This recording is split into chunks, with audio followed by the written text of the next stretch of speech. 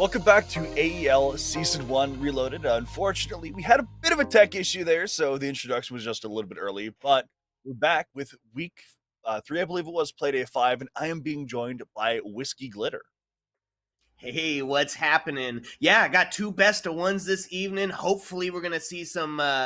We kind of been on that quarter system casting a little bit lately, so nice to get back to the regular six setup and see some of that traditional siege play. I'm excited for it.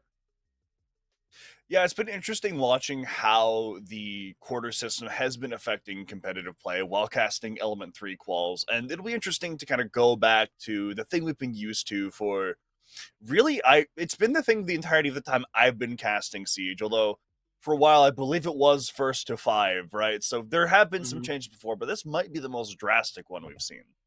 Yeah, excellent. So, two best of ones this evening. Let's take a look real quick at the first matchup that we got being brought to you. It is going to be Lowe's Gardeners taking on Axiom Allegiance, and some relatively new names to me here, but I'm excited to see what they're bringing to the table.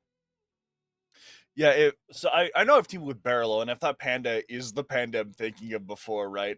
Some players on Los Gardeners are teams that I have personal experience with, and if it is the same Panda I'm thinking of, then she is very, very good, so we definitely be looking forward to seeing that. And unfortunately, don't recognize as many of the names on Axiom, but it still should be a fun showdown, I think. Yeah, I'm thinking so. And of course, it's going to depend on where we're headed to, my friends. It is a best of one, so it's going to be a sprint to the end. Take a quick look at the map bands and see where we're headed.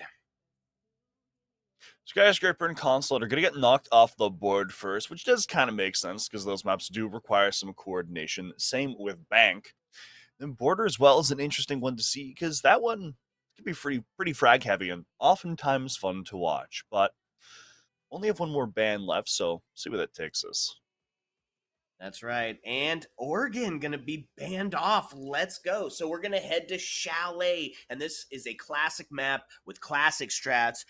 Most notably, recently, we've seen a lot of that vertical game going on, right? It's that first floor meta, the back and forth between kitchen, dining, and bar and gaming. I'm excited to see it. And with some relatively kind of unknown, at least to me, teams, maybe we're going to bring some variety to the table. It's going to be a sprint towards the end of it here. And I'm thinking we're going to see some crazy aggression. Yeah, it is one of what I like to call the best of one warrior maps, which does kind of make it sound like a bad thing, but it does mean that both of these teams will have a good amount of familiarity with it, right? We're not going to see a team that just doesn't understand the map like we can see with something like Consulate or Skyscraper.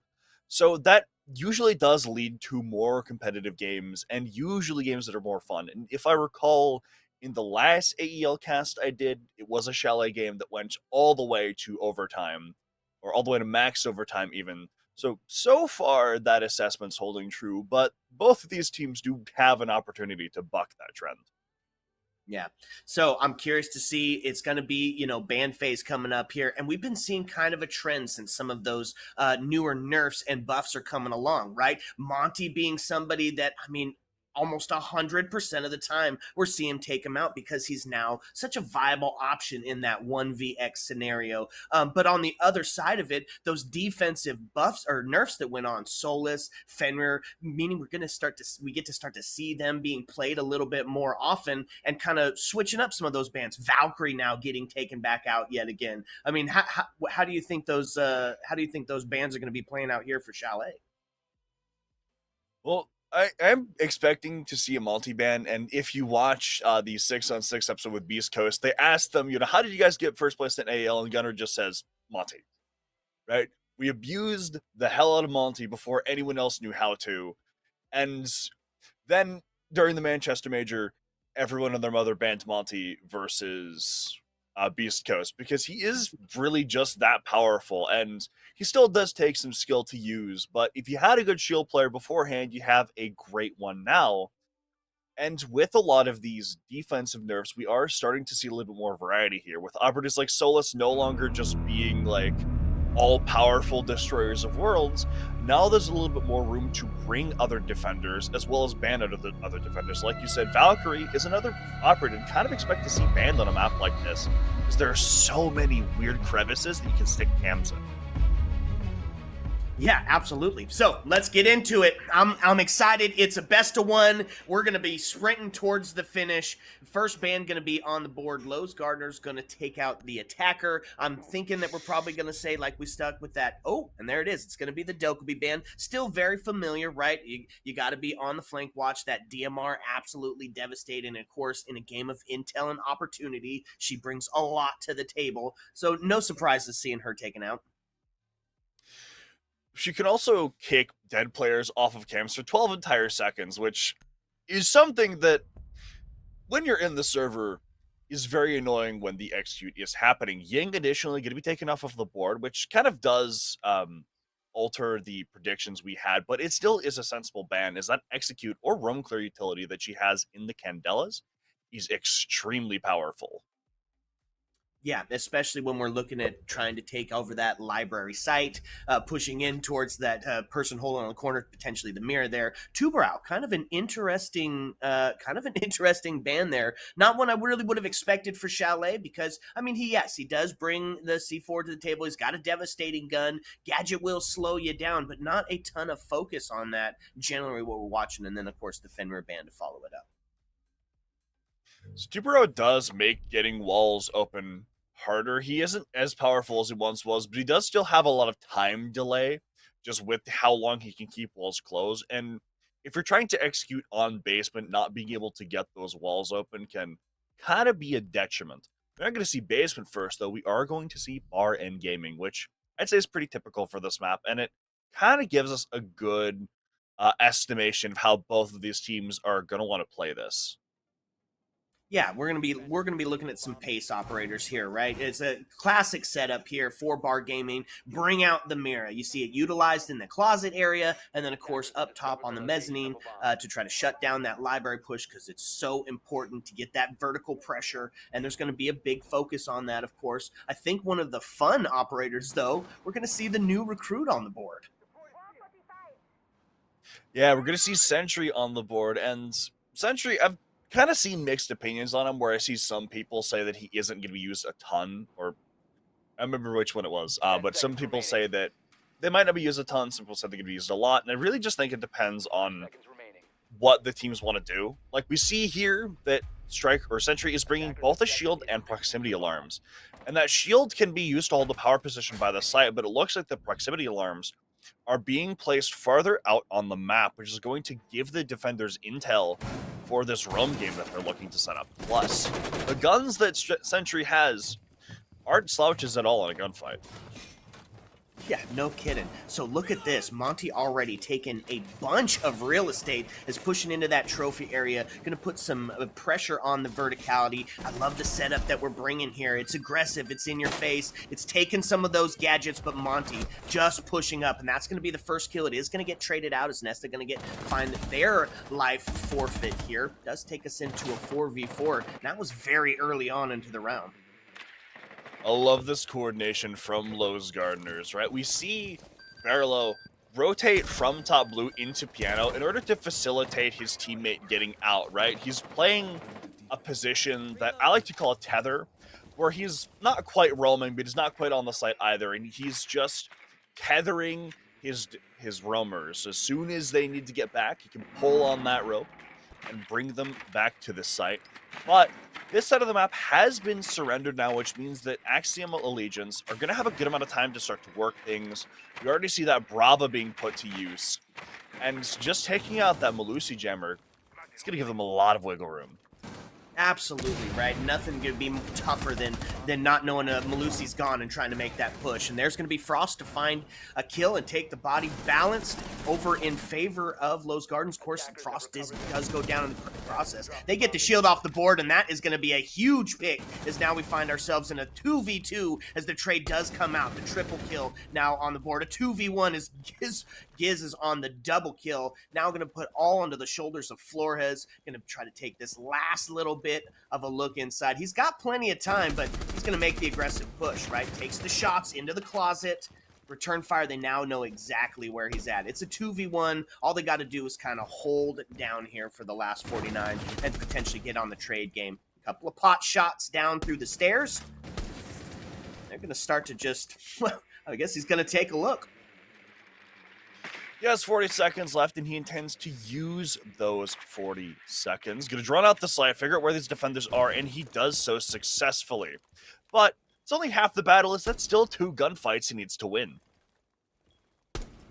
So a couple of shots through towards the mirror area as he did get the intel, kind of taking his time, almost like a faux timeout here, right? He's maybe not necessarily worried about this very first round. If he gets a frag, then he puts himself into a good position, but doesn't seem like he's super worried about it. Shots onto the mirror, not going to amount to anything. Is the Vector going to ring out? Claim his life. Really good stuff from Lowe's Gardeners there, even when the picks started to come in for Axiom Allegiance, which a little bit of that was, I would say, due to some over-aggression from players like Barlow at the top of Blue Stairs. But they still had set up the power positions on the site, and they very clearly knew how to use them. We see Gizmo get 2 picks off of those power positions that were set up, and then we see Panda as well, just holding firm on that mirror window as she can deny the walk-in from Pickle as well as the walk-in from Bardor, and even contest, she can contest both Bardors, actually. And so just that knowledge of not only how it is set up the site, but why it's set up that way and how to utilize those positions is kind of what gives Lowe's Gardeners the edge in that round. Yeah, absolutely. And it was a fairly standard round, right? We saw it kind of play out exactly how we kind of expect that to play out, as long as you don't have some sort of doubled up push, right? That initial trade kind of set the pace for the rest of the round, and it plays out in the side of the defense's favor. No surprises there. So taking it up potentially to the 2F, I think we'll see a pretty similar strat here, except for maybe a little bit of a deeper extension into that library area. You do often see a library extension on this site just because it is fairly easy to fall back if you can hold on to things correctly, and it is also important map control to deny depending on the take. And even if they don't take it, it's still fairly easy to rotate back if they're not pressuring that side. But the thing I really want to see from those Gardeners here is there was some over-aggression, as mentioned previously in that last round, that kind of led to some picks going the way of Axiom Allegiance that made it kind of dicey for a second. And so if they can use that aggression more intelligently and look to keep more bodies alive, then that really that's going to be the main thing we're going to be looking for from them here. That's right. So a little bit of adaptation needed here on the side of the attack, and we're hoping to see it get started here. Like we said, folks, this is a best of one, right? This is going to be a sprint towards the end. So no holding back on your strats, no holding back on the aggression. Get in and get it done. So we're just going to see the 2F site. We're going to see a couple of similar operators just like we were talking about, right? You mentioned the Valkyrie being so huge and a potential ban worthy operator here, because those cameras and the C4 that she brings to the table is a ton of soft breach available. It's going to see that vertical play in focus, and we've got several C4s to do it with. So I want to highlight the fact that Jaeger put an ADS underneath that canine window, which you might look at that and say it's kind of odd, but they don't actually have any denial on that except for maybe a mute jammer. And so the fact that the ADS is there, when the ace goes to throw that first ace charge, it's going to get caught by the ADS, which is going to deny a little bit of utility from the attack, as well as a little bit of time. And even though it's not much, it is still something that could potentially throw a wrench into things. And especially with this extension that we see on the other side from really 3 of these players, there's a lot of potential here for Lowe's Gardeners to get underneath the skin of Axiom Alliance.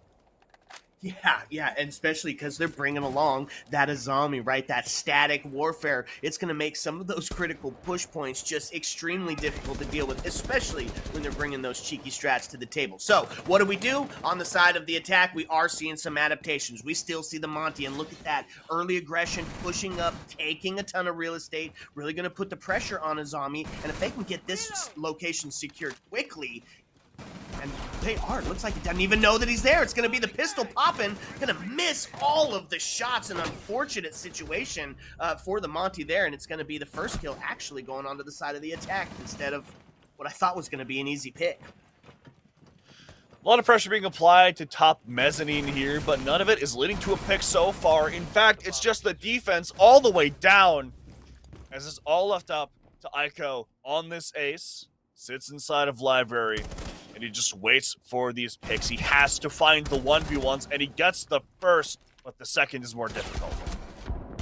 That's right. Pulls out the pistol, but it's not going to be enough. So the defense is going to find themselves the second in the series, and that one pretty decisive, right? It was a standard hold with a bit of a mirror extension, and they just played it beautiful. Had the chance to claim the body balance with the Monty pushing up because the mirror was caught completely unaware, but just unable to take the kill, and I think that was a huge part, right? As soon as part of the plan fell apart, it was the slow collapse all the way over. So we saw the Monty try to circumvent a lot of the offsite presence that Lowe's Gardeners has set up as he walks in to the basement and then ups the black staircase, which is a good idea. And it looks like they wanted a pinch to happen from that. But then Lowe's Gardeners, they did something they did in the first round, and they utilized that tether player to come and make sure that the roamer doesn't just get killed off for free. And so now all of this pressure that they're trying to apply to the Mira ends up being applied to multiple players. And as well, Barrel getting a pick on another player that was trying to pressure other areas, that helps them a lot as well. And so then this plan starts to fall apart, bodies start to fall, and we see things start to domino into a very, very convincing round for Lowe's Gardeners. Yeah, beautifully put. The tether. I think that is such a great name for exactly what just went on. Great point. I love it. So, what's the adaptation, right? What does the win condition then become? Because it's 2 rounds in a row, and it's not, I mean, it's early, right? We're not worried. That's not going to help. The early spawn peak going to take the Brava off the board, and not only that, she doesn't get a chance to use any of that utility and take any of those those cameras, any of the Wamai discs there. That is a huge early pick against this attack team. Brava is really, really powerful on this map to the point where we often see her get banned out. And so having her as the first pick, it's a lot of stuff that the defense had that that they're going to continue having, right? That she can take gadgets that the defense has and turn them in favor of the attack, which oftentimes is used for flank cams, or maybe if there's a Meister cam on the site, but that's gonna be no more, as well as being down a man advantage when the opponent already has the momentum going into this round really makes things look quite dicey for Lowe's Gardeners.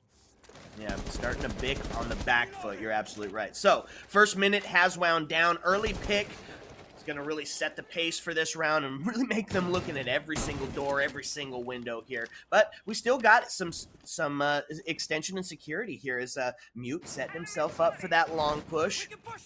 And Monty, yet again, trying to take a bunch of that real estate, puts himself into the main lobby. Now starting to push down and make sure that they're not going to get that flank from the stairs here. That's going to be another pick as Ash is going to get taken off the board, and that's huge. The body balance now tips in favor of the defense yet again in a pretty drastic way. 5v3. Bit of 10 seconds left, and the defense holds all of the cards. And even as powerful as Monty is, not really who I want in a gunfight. However, we do see a gunfight going the way of Lowe's Gardeners, but Buck's on 2 HP now, and in any heads-up gunfight, in any body shop war, he's going to end up losing that fight. And with the man count already as dwindled as it is, and only 45 seconds left, makes things really dire. Absolutely. One bullet to end the buck, that's for sure. So, got the long haul here as the deployable shield in the background. Gonna have to deal with the frost trap. Did he see it? Just barely circumnavigating that, but it's going to be the thermite get taken down yet again as the double kill rings out. Buck to fall, and now here's the problem. It is the Monty in a 1vx situation. Gizmo able to clean that up fairly easily. That's going to be another for the defense here, and that is 3 in a row. That's some momentum built up. A lot of really good pressure coming there from Lowe's Gardeners. They've done a very good job at reading into what Axiom Alliance wants to do and then finding a way to circumvent it. And this Monty they've been bringing hasn't really been working. The Monty they've been bringing hasn't really been working out for them here. And I think the reason is that they're not being allowed to weave their way into spaces like they want to because Lowe's Gardeners is doing such a good job with the offsite pressure and with the teamwork and with the tether I've been talking about. But then the Monty is also usually the solution to that. And so if they're going to continue trying to rely on this Monty, I really want to see them try to use it to create that pressure. Use the Monty to push people out of positions. Yeah, and act off that in that buddy system way that you were talking about, right? He's getting that solo push, which just is not quite as effective, especially if he doesn't really have the pistol capabilities to deal with the opponents when he gets there. So unfortunate that we did have a DC. Looks like right there. That's going to make it tough as the body balance is going to be in favor of the attack here very early. And now I like the adaptation. We brought the Capitao along this time to try to, kind of push those players like you were just talking about. You can utilize that together and start to push those players out of those critical push points. So the adaptation that you're talking about, it's here, but can they capitalize on it? That's going to be, I guess, the big question. The do still have the Montes. We'll have to see how that goes. And Gizmo gets the opening pick onto the ace, which means any walls that started off close are going to stay closed. We're going to have a bit of a rush here, but Barlow is in the perfect position to counter. He can just kill the planter here, and now the diffuser is stuck inside of the middle of the sites. And as the man count continues to fall for Axiom Alliance, things just get worse and worse. Absolutely. So now we put ourselves into a 4v2 situation, 23 HP for Capitao. So he is just a mere bullet away, and you're absolutely right. There was a push with no intel, and it just fell apart completely. They know where the last one's at, and they're going to be able to clean it up easily. I do like the thinking from Axiom Allegiance there, right? We've been having trouble doing these extended clears. We've been failing to clear out the roamers. Let's just get onto the site. Let's hit it hard and fast. But then they also didn't really time it very well, and it looks like they didn't have information on where Berlo was. Because that smoke grenade was placed fairly well, though definitely could have been utilized better, but the fact that Berlo's in the position he is and they have no idea about it just means he can run up and kill the planter and then run away immediately. And I don't really think we saw a whole lot of pressure on top floor either to counter the use of the hatch, which also could have dismantled that single-handedly. And then just the ones continuing to fall in the way of Los Gardeners just really makes things go poorly. Yeah, absolutely. So it was a tough situation, and they tried their best to get over it. But unfortunately, it looks like we are going to be having to do a quick rehost. So a quick break while we get the lobby reset back up. So sit back, relax, because when we come back, we're bringing you the stunning conclusion to this first map.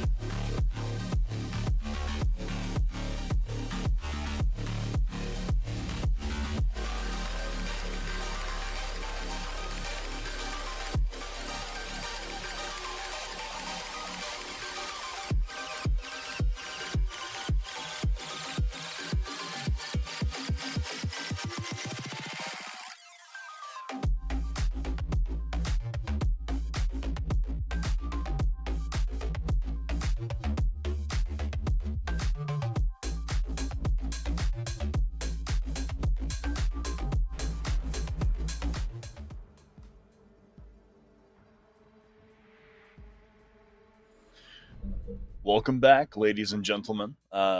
We had to do a little bit of a pause there to sort out some technical issues what the players was having, but we're back now. For those of you who are just now tuning in, Lowe's Gardeners, as kind of indicated by the scoreboard, have been very, very dominant in this matchup off the back of some really impressive knowledge of the pressure the attack is applying, as well as teamwork. And we're going to look to continue that here, although Axiom Allegiance will have had a site to kind of discuss things while we're getting the players back in the lobby. So there is a chance that they can kind of adapt to what the defense has been doing, but they do still have to fight an uphill battle. Yeah, absolutely. Sorry, I think I had some mic issues there.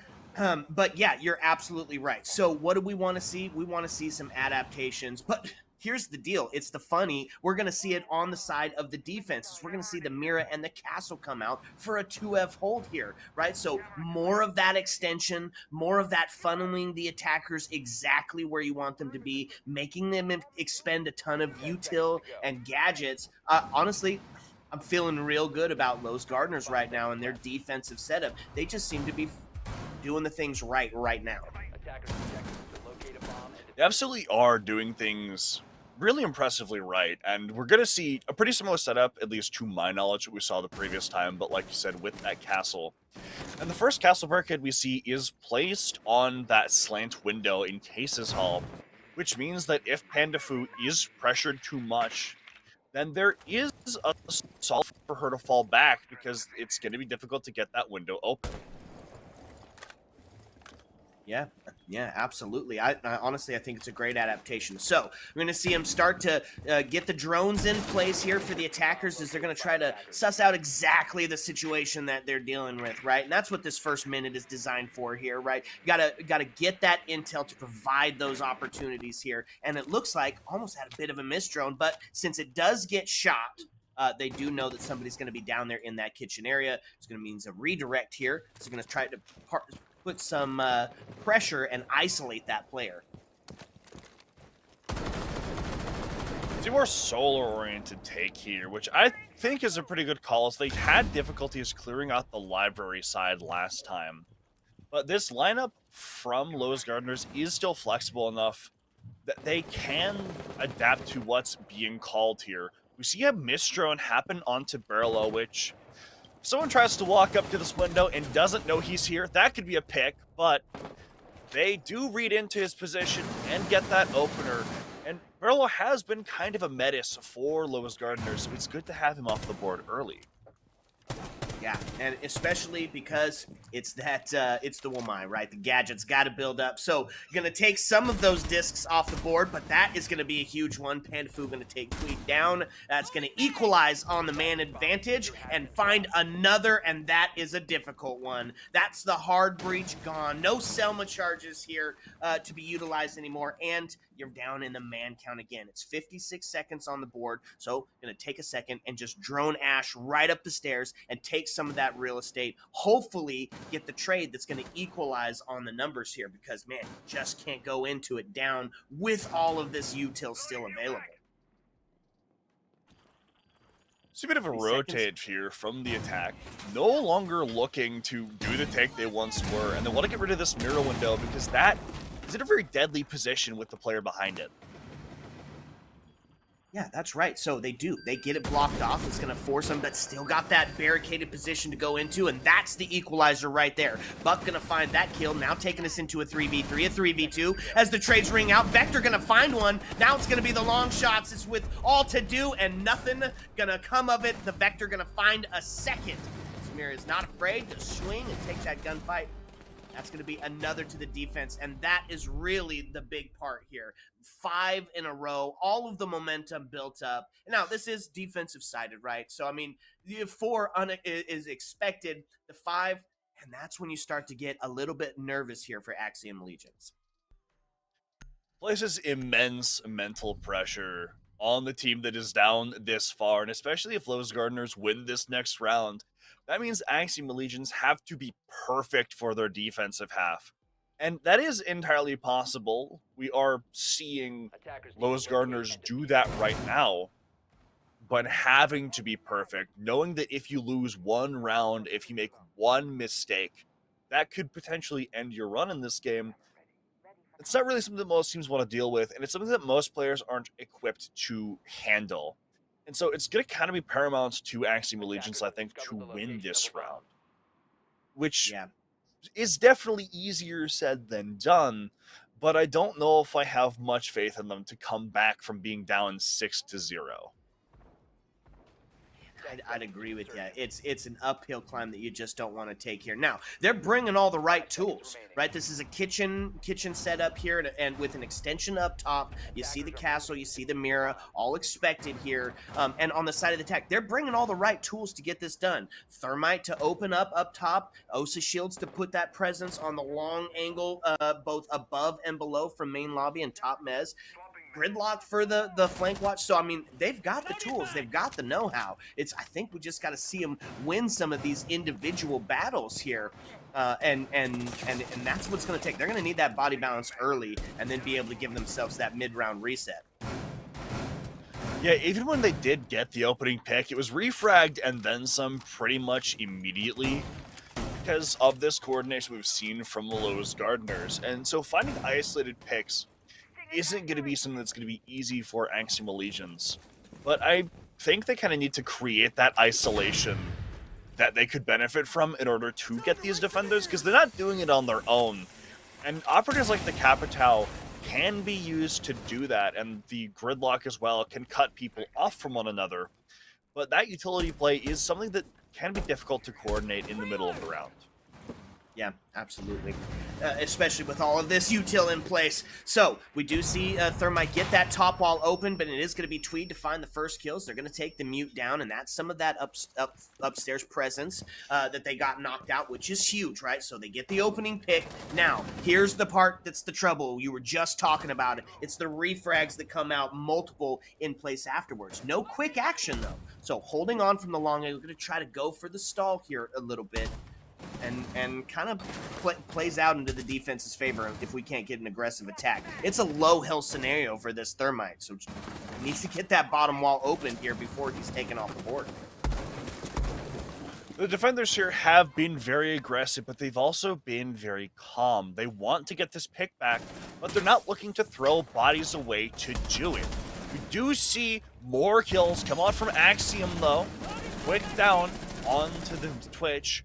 But still not a good situation to be in here, but the defense, they do start to pull things back. They pull back to a 2 versus 3, and they still do have a good amount of control over the site. And the fact that Twitch can't sprint just makes things even more difficult.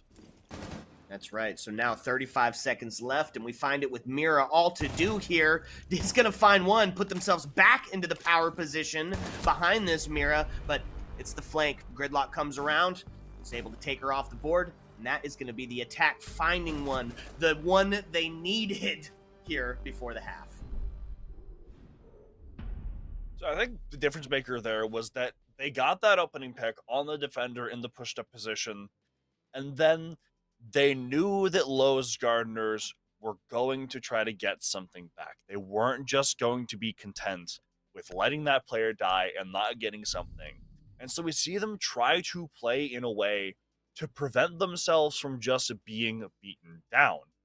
And the only death the only kind of major incident we saw before Barlow gets those 2 picks on the site is we see a player jump into a frost mat. And they also did a great job of taking advantage of open space that Lowe's Gardeners left. We saw a player run all the way up into master bedroom and then get the drop on the player outside of closet. And it is much better than what we've seen from them before, although now things are going to switch up, and there is still quite a man or a brown deficit to make up for, but they are in a better position now. Yeah. So 108 from that match point, that coveted match point scenario, still does, you're right, puts a ton of pressure on Axiom here. And what are they going to do to kind of help facilitate these next couple of rounds? They're not going to pick necessarily your standards, right? No Mira on the board. They are going to see the Frost, which of course been so impactful on those jump-ins, brings the deployable to help hold the top of blue.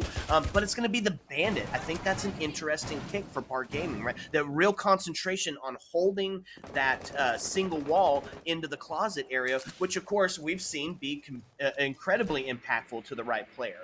So interesting setup. Still bring along that area denial, the smoke. See if it's going to be exactly what they need here. We're going to see Monty on the other side of it though, and I love a world where Monty is pushing in from the basement. To be honest with you. Yeah, we saw Axiom Allegiance do something like this on their attacking half, though it didn't quite pan out. It's going to be a player he's going to come into contact with fairly shortly here.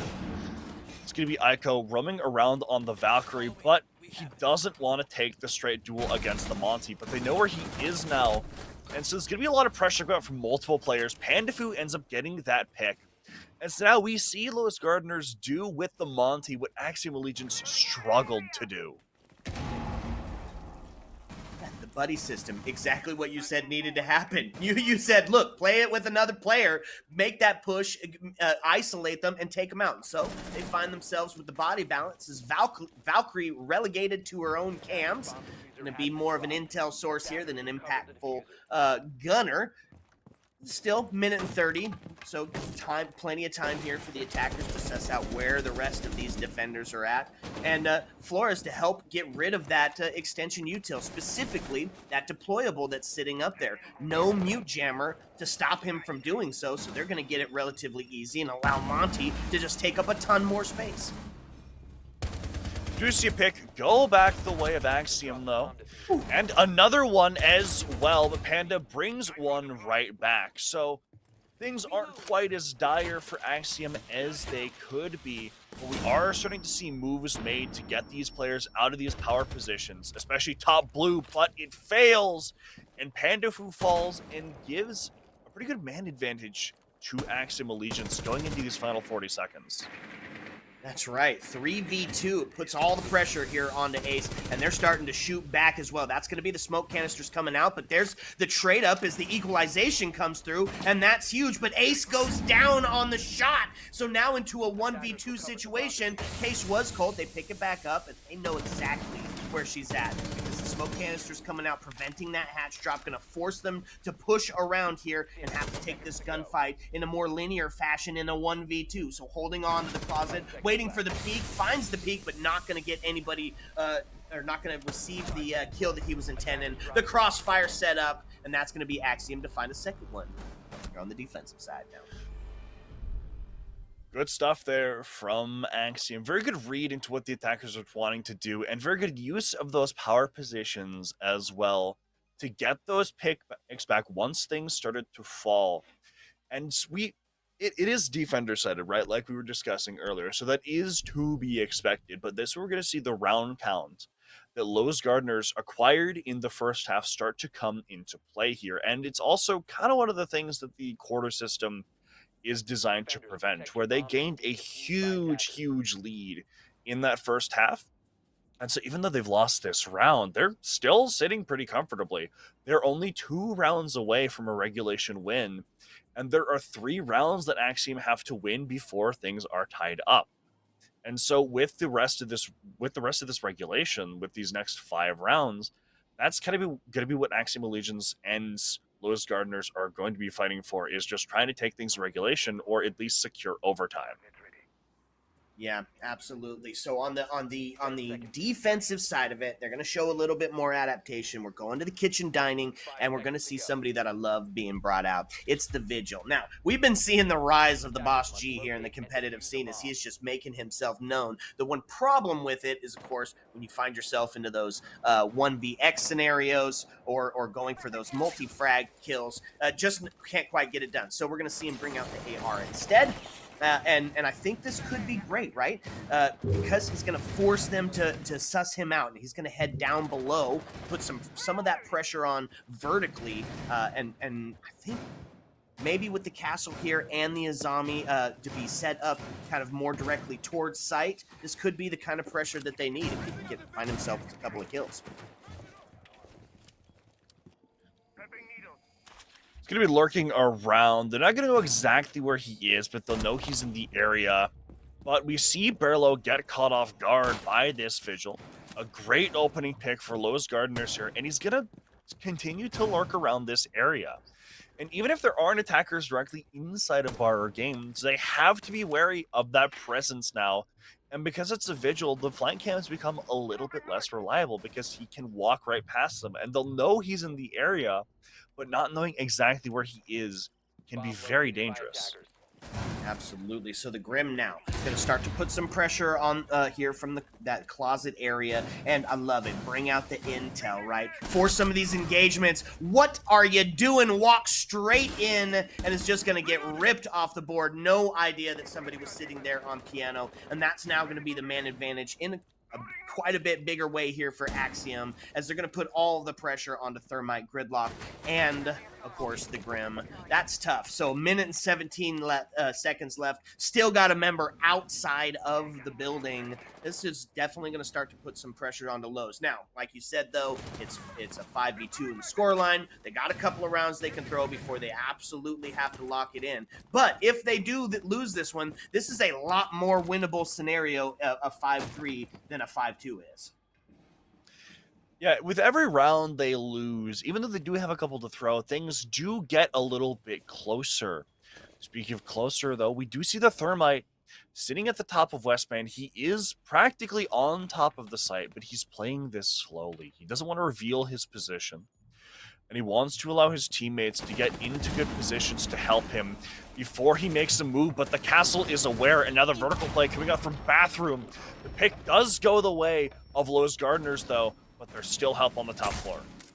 That's right, 20 seconds now, and you're going to start to see the bees get flown out everywhere. Still got that vertical presence, though. That's going to be huge, as they're going to find one taken off the board. His is gone, now into a 3v2. Grimnick getting taken down as the triple kill rings out. 7 seconds left, not going to be enough. As he does get the down? No, he doesn't get the down. He gets into a prone position. Going to have to go for the plant here.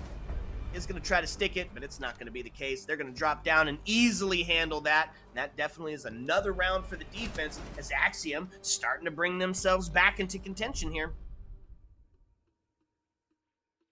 5-3, up from a 5-1 round disadvantage. Now I like this early aggression coming out from Axiom here. We see they're not afraid to contest lows as they try to get into the map. But the major disadvantage I see in what they were doing is that first pick was from a Vigil who was on a complete solo roam. And so if that's something they're going to continue doing, which it looks like they might because he is on that Vigil again, then if lows read into this, they can say, look, the Vigil's going to be alone. Let's just find this guy. Let's figure out where he is, and then let's just power him. We've seen that they know how to coordinate a pick on the attack, and it's absolutely possible to do that on a Vigil. If you can figure out the vague area that he's in, if 3 people run at him with guns, he's only going to be able to take out 1 before he ends up getting killed. Yeah, it was a good adaptation, but you can't fall into the routine, that's for sure. So bring out the Legion, gonna do some slowing down, and look at that. He's putting himself into the bar gaming area. A little bit of that vertical pressure here to keep watch on the window from above as well. And look at that. We got 3 players already near him to go try and take that gunfight on. So if what you're saying is true, if they did suss him out, he's gonna find himself in a bit of a pickle here relatively quickly. So we're going to see this first minute start to tick down. They're going to get those drones in, and that's exactly what they're going to be trying to do. Locate, isolate, and then decimate. I like the rhyme scheme being brought out there. These castle barricades going to make things a little bit tricky for Lowe's Gardeners here, as it looks like they want to stick a player on Canaan balcony, but are unable to do so, with the castle barricade preventing the gridlock from opening the window. Vigil's going to lurk up blue stairs here, which is around where he got that kill the previous time, although it isn't something that it looks like Lowe's are putting too much effort into taking. They are going to jump inside of library here, and they've kind of read into the fact that a lot of these things aren't really being pressured, but they're most likely going to be aware of the fact that Vigil is on the board, and he's going to look to get frisky at some point in this round. I love the sledge call here. right? We don't get to see him too often because after his grenade impact or nerf, he kind of there's just players that can kind of do it better, especially when coming to the verticality. But with that half wall being soft, going to make it a good it's going to make it a good candidate to be caster cursed right off the board. He's going to fall. It is going to find the trade onto the Warden, but at a cost. Buck now at that 5 HP scenario, and Vigil still uncontested down below, holding on to some of the long angles, hoping for that rotate. As the defense, all they got to do is hang on. There it is. Found him. He's been very good about this. Very good about the solo roam he's been going on, and he gets another one as well. Makes things very dire for Lowe's Gardeners. We see that Berlo wants to try to find him, but he ends up getting down. Meaning that Panda's in a 1 versus 4 with only 45 seconds left to work things. She might be able to revive Berlo, but even still, that is so little time and so much of an HP disadvantage. But instead, it ends up being, I'm not sure how to pronounce his name, but the Vigil to get that final pick. And that's going to bring us to a tactical timeout. Yeah, that's a good call here because all of the sudden it's 4 rounds won in a row, and that is definitely a momentum builder here. And it's, I mean, it just kind of, it's not, I guess, necessarily that Axiom is really going out and winning those rounds. It's some individual heroics that are really bringing it on, and they're getting stopped by a solo roam. That's an easy thing to counter and combat, but they paid no attention to the Vigil. And I believe, did he get a 3-piece on that last round? He did, yes. Yeah. So take a second, stop, think about it, talk about what you're doing, what your team's doing, get yourself a little breath, try to slow down some of that momentum that was built up, because now all of a sudden we have a 5v4 or a 5-4 in the score line, and they are right on the verge of tying this thing right back up.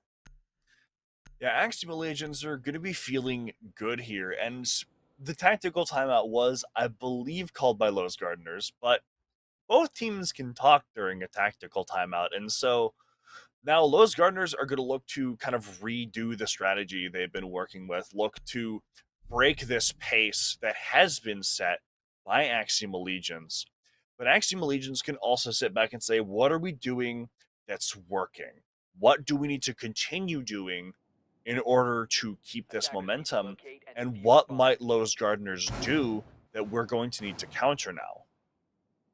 Attackers have located a bomb. So, interesting set. We head down to the basement. I'm not sure about this call here if I'm Axiom. You had some great rounds on both of the first floor sites and found yourself with an easy win on 5. They're going to switch it up. This is a little bit tougher for me, right? Because this site has so many avenues that you can attack from, right? It's this, you've got the main lobby vertical breach, you've got snowmobiles, you've got trench, you've got garage, you've got blue.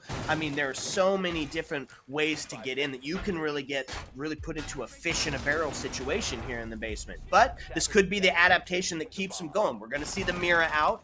We're still going to see the static warfare of a zombie to really dig in some of those areas. I'm curious to see how they're going to try to handle this Vigil presence, because he's definitely up and on the move again.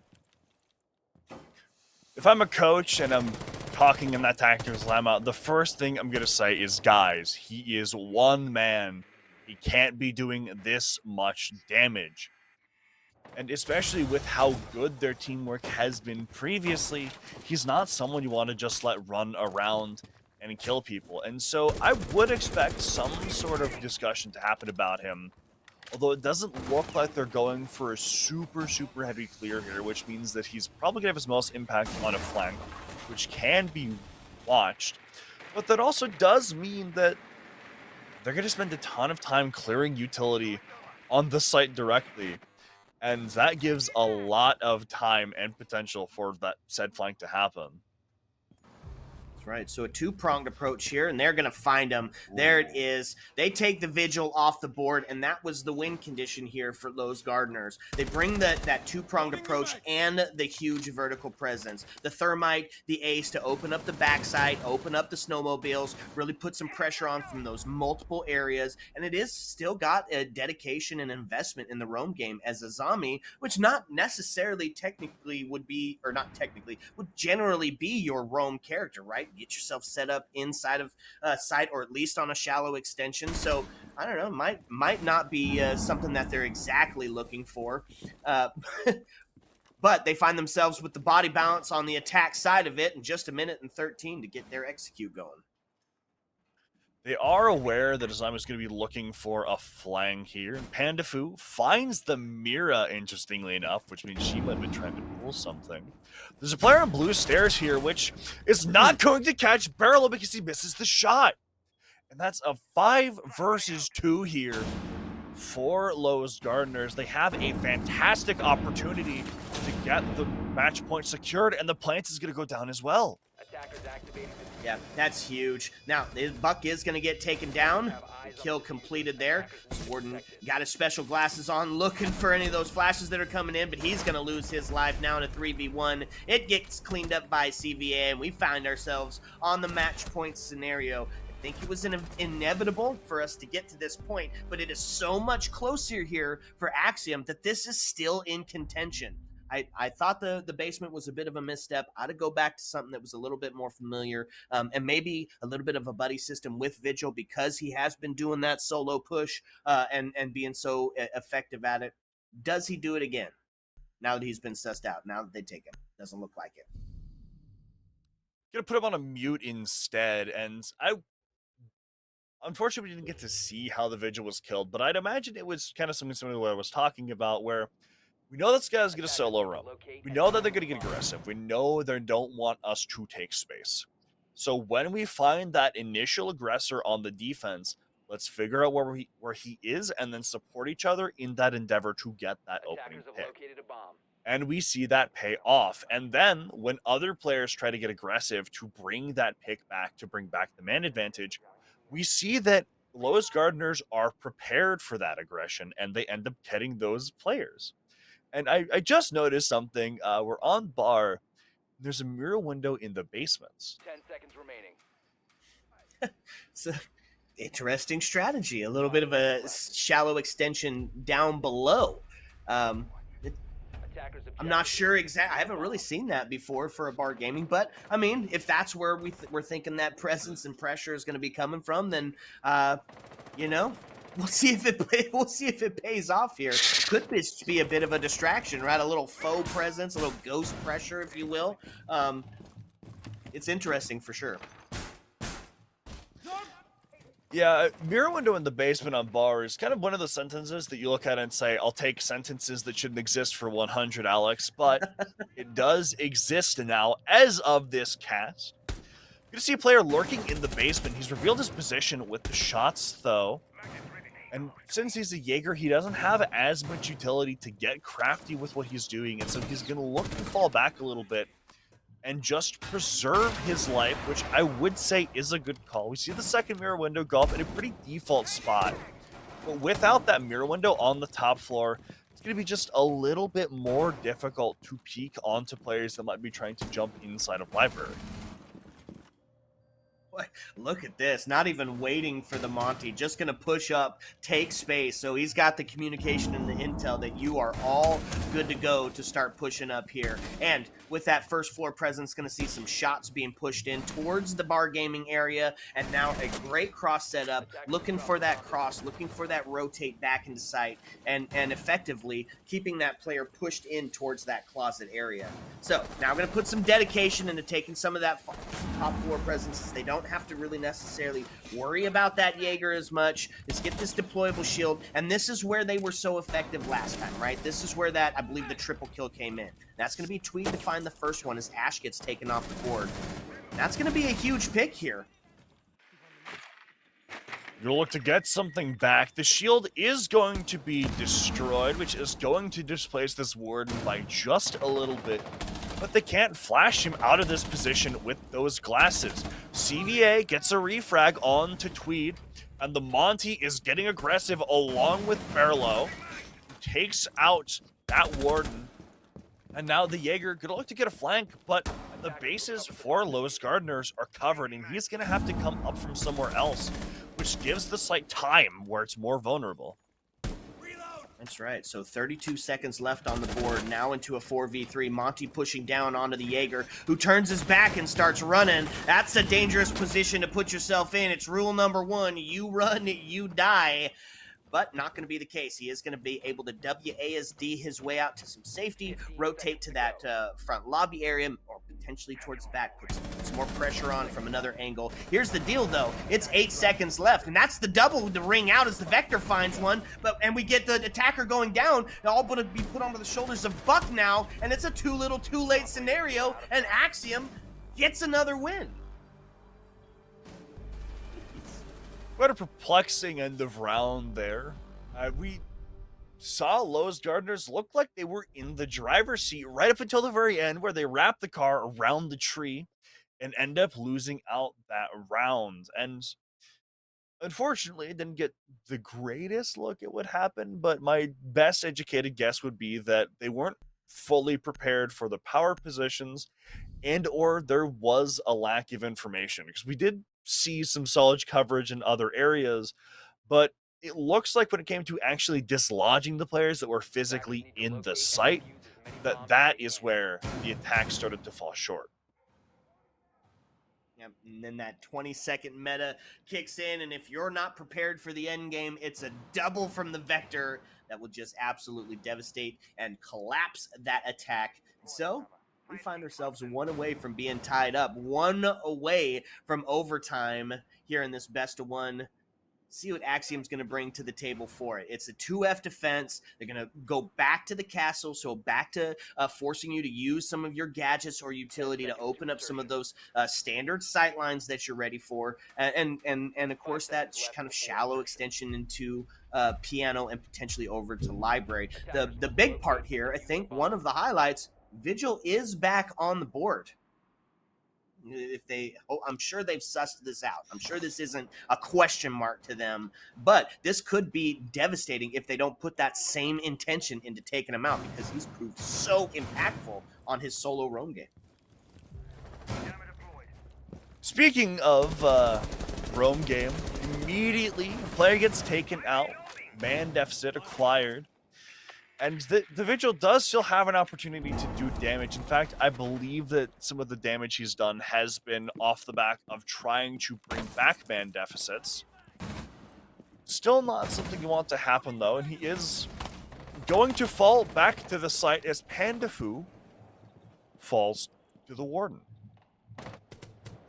It's a great play, right? You already down in the body deficit, get back to site, pull a little bit of that bunker strat, and rely on your gunplay there. So, does get equalized. We find ourselves in a 4-4s. The first minute has ticked down, and it is going to be Buck holding on, waiting for that rotate that's potentially going to come through. So they've got the intel that he's there. The Legion Goo does go off, revealing more locations here at the back stairs as the window push starts to happen, but Tweed going to find CVA off the board, and that's going to be the body balance tipped in favor of Axiom. Now, it's at a minute and 36 left, so if they can hold on, rely on the trade game, we potentially are going to be seeing some overtime here. Ooh. Another pick goes the way of Axiom. Thermite is in sight alone, having to fight his demons, who unfortunately overtake him, as Buck is still trying to fight below, and he gets flanked by the Vigil as Axiom Allegiance secure overtime.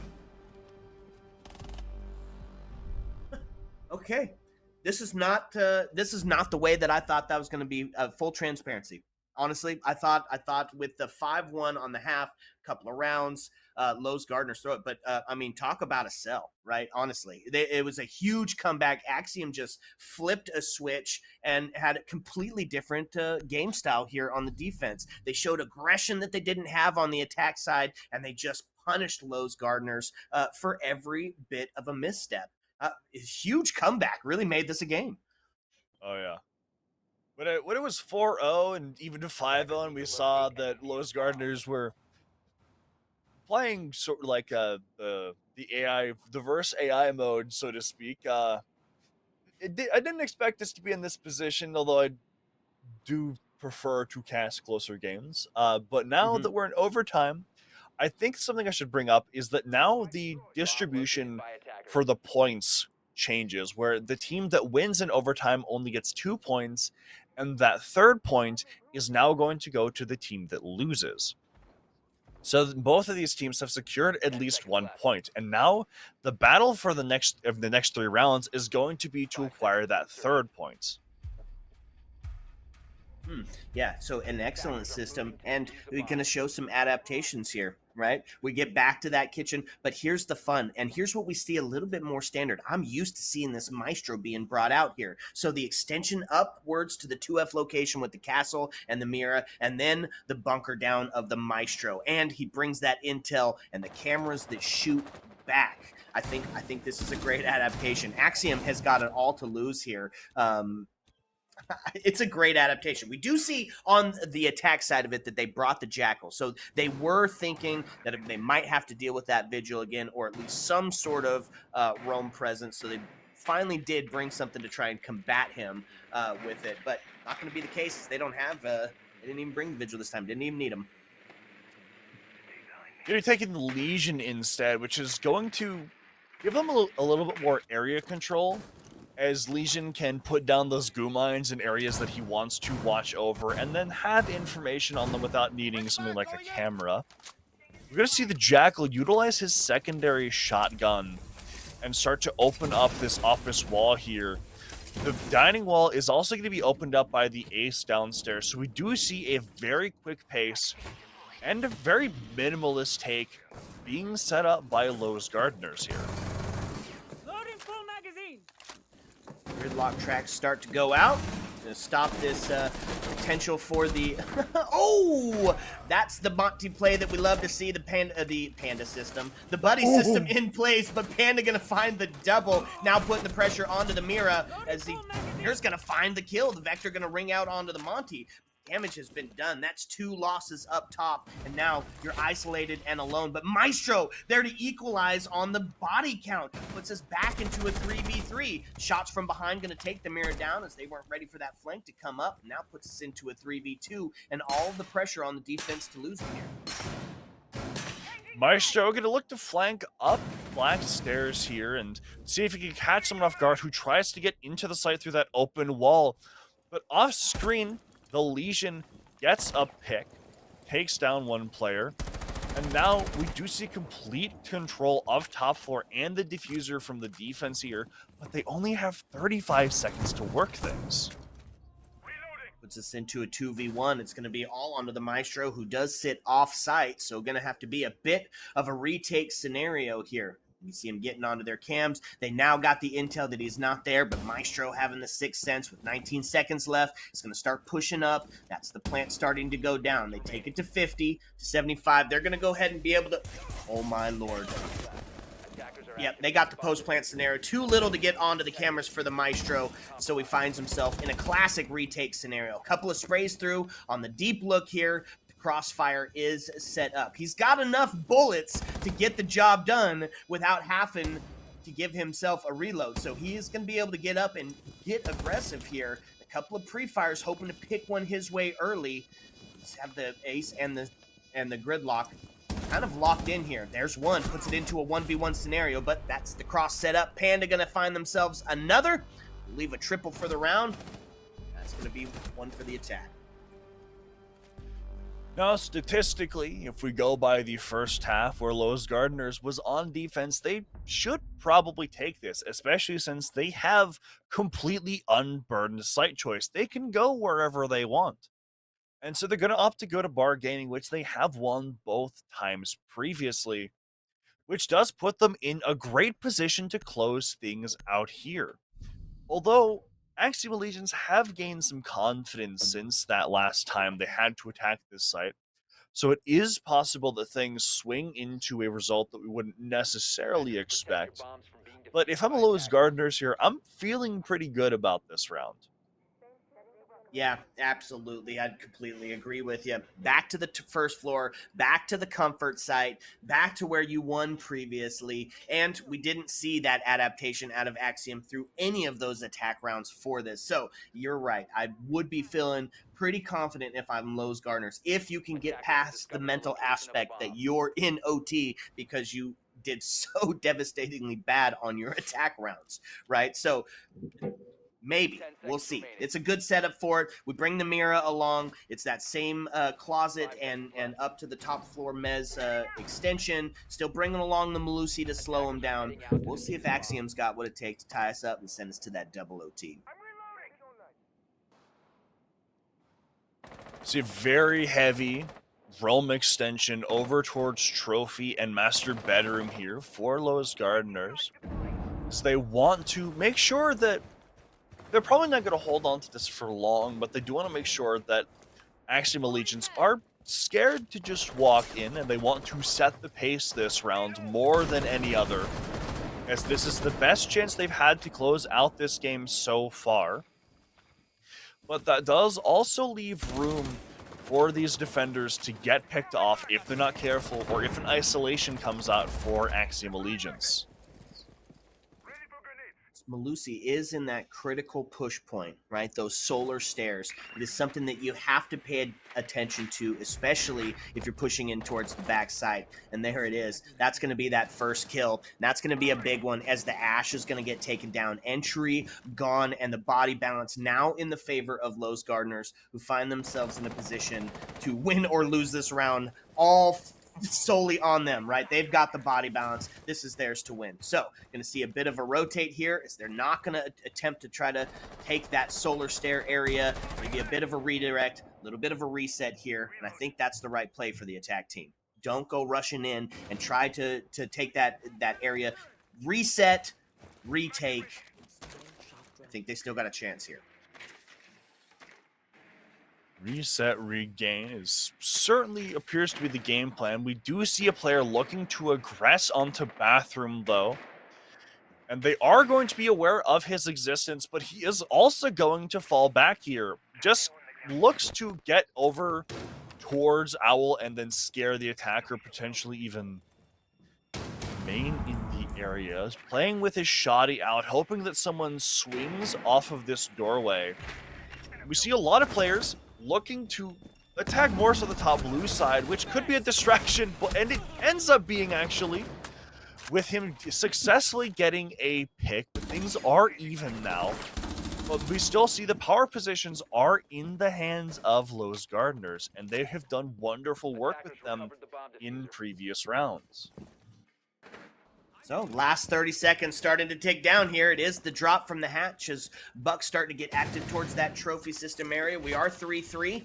This means the attack is going to have to find their pick and get themselves set up for the execute. We still got that vertical presence being held here. Buck to take a little bit of damage. He gets taken down by the frost, but traded out immediately as the hatch play happens, but they're ready for the hatch drop as well. Smokes to go out, drops into the other side, now puts us into a 2v2, a 2v1. It's Flores with all to do here at the end of the round.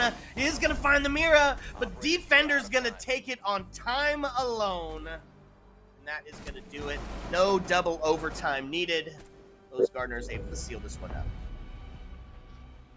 So things get progressively closer as that round went on, interestingly enough. And I do want to highlight that roam that we saw over in bathroom there towards the end, because even though that player ended up getting killed, even though he only ended up going only 1-for-1, someone has to care about the guy that's looking to get a flank. Someone has to be concerned about that. Someone has to rotate off of a different job in order to care.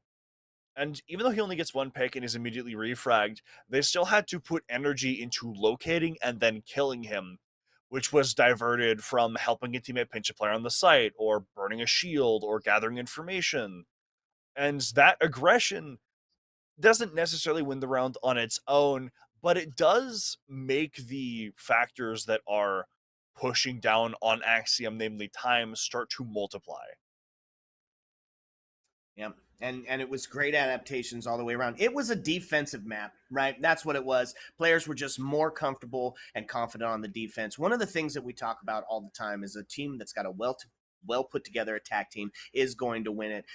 We definitely saw that there's that attacking win there in the overtime forces that defensive win as well. And that's it. That's the best of one done. We've got a second one coming up for you as TSG is going to take on the Zomblers. So sit back, relax, because when we come back, we're going to bring you a second map.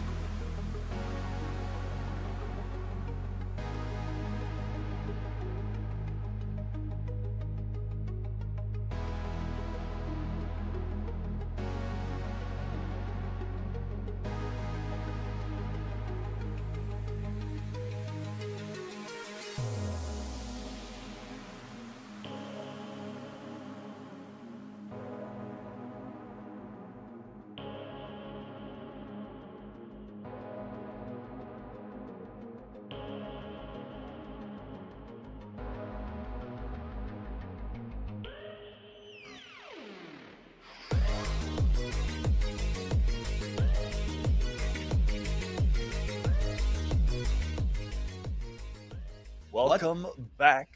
Oop. We didn't establish that before we went into the game. I realized like 5 seconds before, so a little bit awkward there. As I think both of us kind of jumped the gun. But I'm Alias. I'm being joined by Whiskey Glitter, and we're back for our second best of one of the night. Yeah, and it's going to be a good one, right? These are two teams that we know very well and are very near and dear to our hearts. TSG taking on the Zomblers, right? These are rosters that you're very familiar with. TSG just qualifying for Element. Zomblers, we're on the road to do so as well. What do you think? This is going to be a good one. So there's a match I'm very excited for. Is unlike the previous match where most of the players were unknown quantities, aside from the two that I had been on teams with these players, I have seen most of them play very recently. We saw, in fact, TSG beat Makers 2-0 to get into TPL playoffs recently, and so they beat the team that won the whole thing. And even though they didn't win the whole thing themselves, that is still a very impressive result. And Zomblers almost as impressive with the run they made in Element qualifiers. Yeah, absolutely. So here's the question. Where are we going to have this epic battle between these two titans? Let's take a look at the map bans and how that's going to roll out. First one off the board is going to be Skyscraper and Consulate going down, which means no new maps. What? I'm not sure. Little bit of interesting pictures here going along, but on the actual bans, looks like Skyscraper, Bank, Night Haven, Consulate, Border, and Caf. I can't trust it. I'm not even sure. I'm not sure which one it is. We're going to Border, folks. That I know. It's kind of like ordering a Coke and getting into a Pepsi can. And it says Chalet, but it really means Borders. That was confirmed to be the map that we're going to be playing by our observer before we got into this. So a little bit of a tech issue, but production is a circus. It's just a matter of when things happen. That's right. It wouldn't be Live Siege without some Live Siege issues, that's for sure. So we head to Border. It's one of my absolute favorite maps outside of like Night Haven because there's so much variety to be brought to this map, right? It's the soft breaches that are everywhere. It's those long sight lines, right? Lots of gadgets, lots of extensions, tons of roam game, the opportunity for quick plants. And with these two teams and both of them being incredibly aggressive teams, I think this is about to be a show out match. This is a map that TSG likes a lot as well. In TPL, we saw them rely on it quite a bit, and if I recall, it was one of the maps in that series against Makers that I mentioned earlier. So this is going to be somewhere comfortable for them, which means we probably are going to see a lot of that aggression come out here. But the fact that they're already naturally aggressive, but if it's a map that you're as familiar as they are with Border, then it gives you a lot more confidence to do that type of thing. And especially since they're starting on the defense and have 6 whole rounds on that defensive side, they're probably going to look to get pretty frisky here.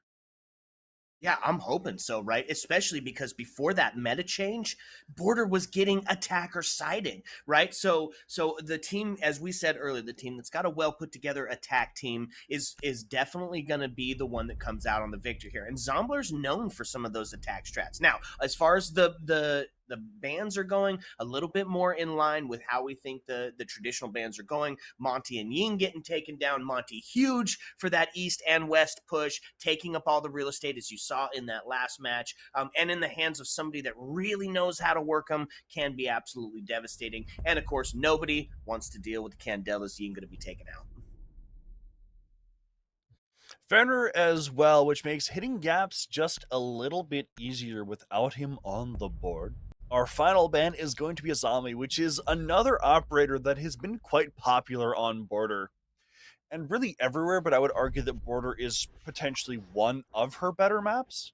And so it just kind of makes sense that TSG don't want to see it once they go on to that attacking half. Although it also means that Zomblers don't have to see it for the entirety of their attacking half, so we'll kind of see how that ends up playing out here. Yeah, one of the fun things that those bands leave on the board, two operators in specific that are going to be really impactful players, right? And the first one is going to be the Dokebi, and she is on the board. She's great because that DMR is absolutely devastating from a distance, right? And there is so much soft breach here for her to work with. But not only that, sussing out the flank, right? Something that you know is going to happen on border. There is going to be a player down below. They are going to try to retake on you late into the round. And so Doke would be going to be really great for stopping that. I think, though, and we're not seeing it now, but the Solus not being banned out, I think is really huge, right? Because she provides so much of that intel. Because there's so much room for running out and for the wall bang to happen. If you get caught on your phone not on the cameras, but on your phone, she could be a very impactful player here on board. Yeah, just the ability to deny players from getting on those cams is something that I think is worth highlighting just because of how impactful it can be, especially since if you're dead, you can't just hang up that phone call. That's 12 seconds that you're not on cams. We do see some early aggression here from TSG, which is punished with fire. Getting that opener onto the passport spawn pick we saw attempted by Teddy, but it's immediately refragged by Emilio. Yeah, takes us into a 4-4 now. And that was both kind of huge picks, right? Valkyrie gonna be relegated to her own camps, but it's the global gadget of Finka that would most worry me. Now that health that you had designated is taken off the board. 60 HP denied for you. And with these two teams and the quick peaks and the getting out of the sightlines so quick, they all take bits and pieces off of each other. So Finka a really good pick for that. Couple of pre-fires through. Foresight going to find Perseus off the board. That's going to give the body balance over to the defense here. So we're going to start to see the Dokeby phone calls ringing out. Now, holding on. They've got the intel, but it's not going to be enough. Is Emilio going to find one? Now puts us into a 4v1. All going to rest onto the shoulders of Ash, who's pushing up that East Valk. They know where she's at, though. Couple of shots come through, which means we're going to look towards that rotate and the break room. And, of course, there's that player downstairs that we were talking about. Really good stuff there from TSG, and even though they did get the early, or even though Zomblers got the first pick there, the fact that TSG know how to work this map so well, combined with the natural aggression they have, they didn't panic. They knew how to work the picks back in their favor, and they knew how to get aggressive in ways that didn't just throw bodies away. They kept rolling those picks back in their favor, and then once they force Zomblers into positions where they have to get aggressive and get that back, then they started aggressing onto that as well, which might sound counterintuitive to some, but they were taking the initiative in almost every fight that happened that last round, and so that allows them to snowball things from a 4 versus 5 into a 4 versus 0. Snowball. That is the exact term of what just went down in that round. That's for sure. So now, first sight done, 2F off the board. We head down to the secondary. We're going to see that Ventilations Workshop hold and a couple of classic operators that we don't get to see a ton of going to be on the board here. One of them, Clash, and it's the rise of the shield, right? Monty banned out. That on the defense, we still have her going on. And we have seen Clash be incredibly impactful, specifically on border, because she's able to maintain so much area by herself. So I like the adaptation. I like the change up here from TSG. This is going to be a good defense. Not to be outdone. Some verticality to be had. Let's start to see the Ram get put into play as they make their way into the security area. Start opening up some of that top floor presence. You're going to see a Brava, or no, Ram. I had to figure out which one it was for a second there. We're going to see a Ram be brought out here who can do a lot of vertical play very quickly if that area over the site can be taken. Clash is going to look to contest some early ground that Zomblers want to take, but Kronk is by himself, which means that there is potential for some tomfoolery to result in his death. But he's going to fall off of this pretty quickly here, as he kind of knows that. But the main purpose of what he's doing is just to set a pace and apply pressure. That's exactly what he did, right? Maintain those gunshots, force them to have to get on their drones, get that intel, get another person over there to take that gunfight on, and then just when they're ready to do it, backs out, bunkers back towards site a little bit closer, and still going to be an incredibly impactful player. So, minute and a half still left in the game. We find ourselves in a 5-5. The Doc to be able to stem back from anything. No damage done, though. I mean, we barely have any sort of contestant. It's the AC window shots coming out as the DMR trying to find one. It's quick peeks all the way around. Just not afraid. Gonna hold in there. Wamai gonna take that gunfight and win it out. Foresight to take Flixer off and is gonna find the trade as he gets dealt with. Just find themselves the doubles. Cordell takes Teddy off the board as well. Now giving the body balance to nobody as it gets tied up. Emilio to find one.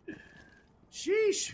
3-3 now. Very good 56 stuff seconds there left. from both teams to kind of work things into this position, but TSG able to keep things even, keep themselves in it, as we see a lot of pressure being applied in various areas on the first floor here, as the Ram unfortunately wasn't able to get into the position that they would have liked to, but with only 30 seconds left, the attacker are going to have to work this pretty carefully. Yep. So starting to push in. Ace looking to find himself a pick. Heads towards the bathroom area where the rotate is. Emilio now onto the double kill. It's going to put it heavily in favor of the defense. The triple kill now just being incredibly impactful. Break out the barbecue sauce for that 4-piece as Emilio just being absolutely devastating from the vertical game. Great stuff there. That aggression paying off in spades. They did lose some man counts, and Cordell managed to get a very good play inside of Archives to temporarily give the man advantage to his team.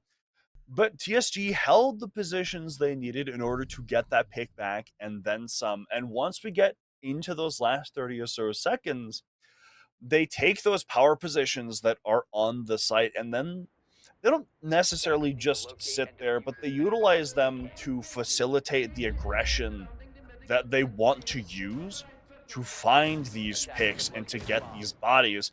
And we saw Zomblers have a ton of issue with actually physically getting into the map that round, just with the amount of aggression that was being thrown at them constantly. So, here's the fun one. Here's what we were talking about in the last match. We have been seeing the rise of. It's the Vigil. He's back, but he's going to be back with the Boss G. Couple that with the staying power of the Clash and the new recruit on the board. Tons of utility being brought out. Banshees, Legions, all pace setters here, which is one of the things that you were talking about was so important earlier on. So they're going to try to do that on the defense. Some early aggression as Clash puts himself onto that traditional peak from security area, but just a bit early as he reveals his presence. Now they're going to potentially be able to put that push onto him. So the Boss G being brought out by Teddy. Scarly 0-2, but the two shells that are inside of the Boss G both have the potential for one-shot kills, like that pick onto Cordell, who was highly impactful in getting things to be anywhere near close in that previous round. You can see another fight here that goes the way of Perseus. He takes down Kronk on that Clash, but Emilio has a pretty immediate refrag. Emilio, 7-0. Just being insane right now on border. Now it's going to be Fire to take him off the board. Foresight to take second one to tie us up or get us closer, excuse me, as now we find ourselves into a 3v2. Defensive still holding it. Folks, that was all in the first minute of gameplay here. And now Ram reduced to that 13 HP, one bullet away from being done. Well, there it is. 2 shotguns, 2 shots. Good night. Defense finds another.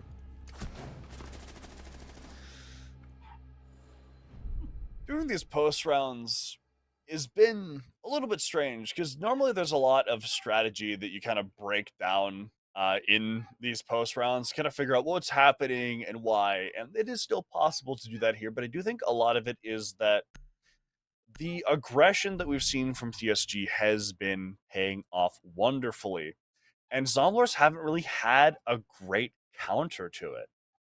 I mean, they've gotten some picks off of this aggression, and they have managed to shut people down, But whenever they manage to shut down one avenue of aggression, there's always someone else on TSG who's prepared to go and get that refrag and shut that player down.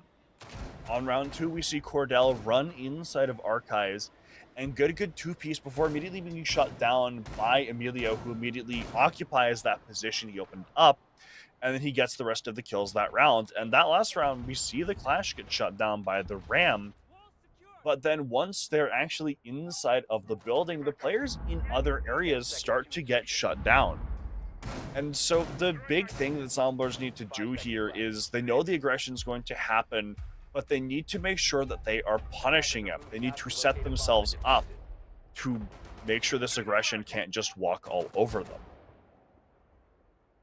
Aptly said. Aptly said. And they're going to have to do it off some interesting placements here. You saw that Mira looking to hold on to the balcony there, onto the soft wall. There is a great way to start that out. Foresight going to get taken off the board. Body balance is going to get tipped into the favor of the Zomblers here early, and they did. They made them pay for that aggression. But the defense is unperturbed. They're still holding on. They're still going to put that pressure on because just like you were talking about, they have a couple of players that are still around and not afraid to get into that gunfight. And that is going to be the second taken off the board as Flicks are going to find one. Now putting the body balance heavily in favor of the attack team with plenty of time still on the board. So plenty of time to suss out where the heck the last defenders are, push multiple people in to take those gunfights, and win the round out. Perseus is going to get the third kill for his team, leaving everything up to Emilio and Teddy. And if we've seen anything so far this game, it's that Emilio isn't to be trifled with as he gets the first pick back for his team, takes out Fire, who's playing on that Deimos. And now the positioning of both defenders is going to be just a little bit safer here. We only have 1 minute and 30 seconds left before this round concludes. And that is plenty of time for Zomblers to work things if they're able to do it. Yeah, and one of the problems, the other gun is the Boss G, right? Good for a kill from a distance, good for even a second if you are absolutely on point, but devastating in a multi-person attack here. So that's exactly what we're seeing, is what you were saying. They're taking their time here on the attack. They're making sure that they get all of their assets in place to attack these two gunners one-on-one. So the last 60 seconds starting to ring out. You can hear the drone still sussing in to get them. That's going to be the AC window. They're going to start to put some pressure on, and he's going to take the swing, just getting right up on it. It does get a ton of damage onto the Vigil, now putting him into a 22 HP. He is going to lose his life. A triple kill by Emilio as the air jab goes off, now puts us into a 2v1 situation, and this is still winnable for Emilio, who sits at 10-1. They got to push them together. Oh, whoo, Cordell going to be the hero of the round and stop that reign of terror. First round on the board for Zomblers, and we see some great adaptations come out to prevent that raw aggression that we saw plaguing them in the previous 3 rounds. One specific pick I'd like to highlight is the Deimos, as the first person we saw him track was Emilio on that Malusi, because they knew that he is the player that's been the most dominant in this game, and if he can be shut down, that's a lot of that fragging power that TSG's been utilizing taken off of the board. And when we see him in that 1v3, he does manage to bring one back, and he did almost get the pick onto the Ash that would have brought it to a 1v1. So even when they're down, TSG are never really quite out, but regardless, Zomblers do have their first rounds now. But we do know that TSG, they can adapt, and now that they've seen what Zomblers are looking to do to prevent this aggression, they can now be the ones to adapt to what they were doing and to swing things back in their favor.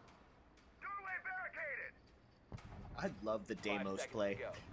Honestly, I just love it. Fun operator, great impact if he's out of the building and not directly in that sideline. Super fun. So we are going to see the Vigil back out on the board. Still going to see the Boss G in hand. Still going to see the early aggression by Emilio, which you have stated here is the win condition. You got to take him down. He's 10-1.